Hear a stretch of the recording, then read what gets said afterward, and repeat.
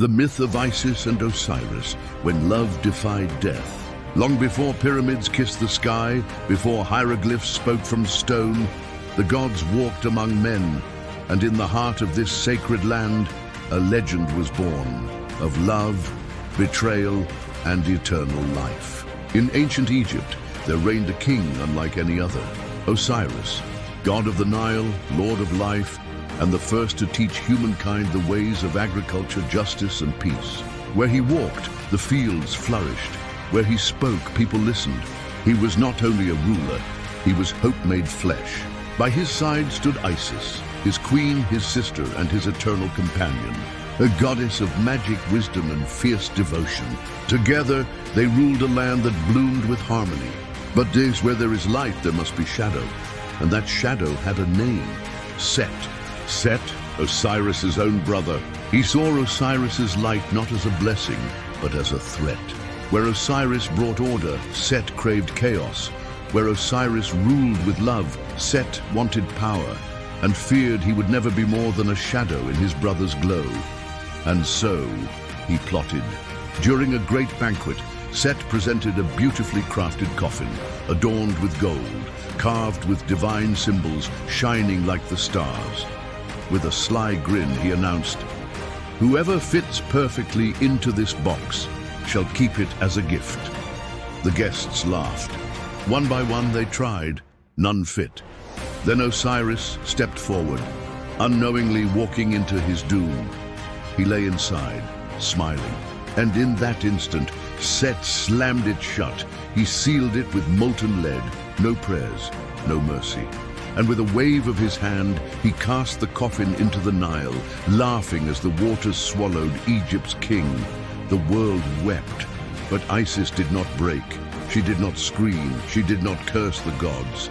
She rose, clad in black she wandered the world, searching for her beloved.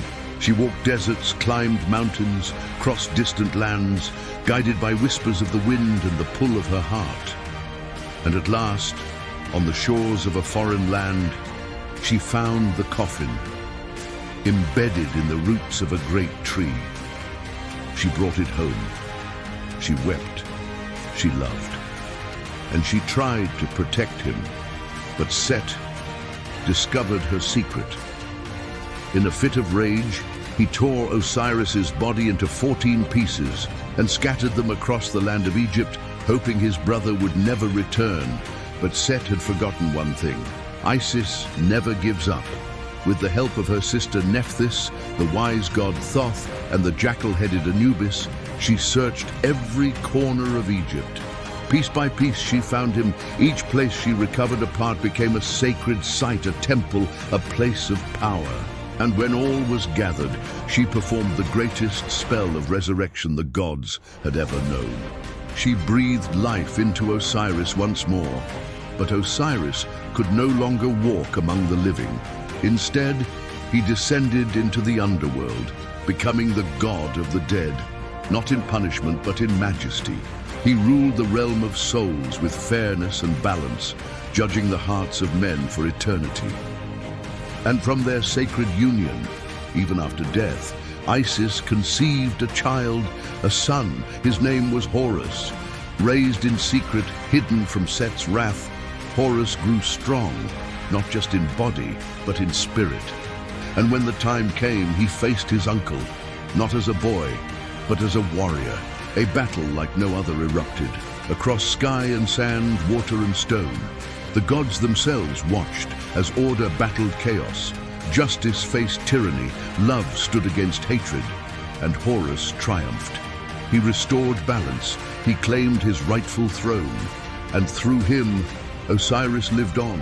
And so the myth was carved into the heart of Egypt, a tale not just of gods and magic, but of the power of love, the pain of betrayal, and the triumph of hope over death. The myth of Isis and Osiris is not just a story. It's a reminder that love, even shattered, can become divine. That death, when defied by devotion, can lead to eternal life.